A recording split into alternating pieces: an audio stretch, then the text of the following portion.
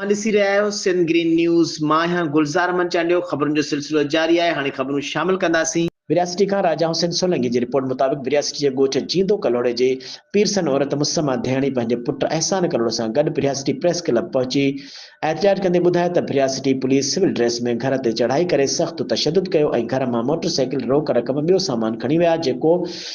हुन चयो त जेका मोटरसाइकिल पुलिस खणी वई आहे उन जा कागज़ बि आहिनि जेके असां वटि आहिनि।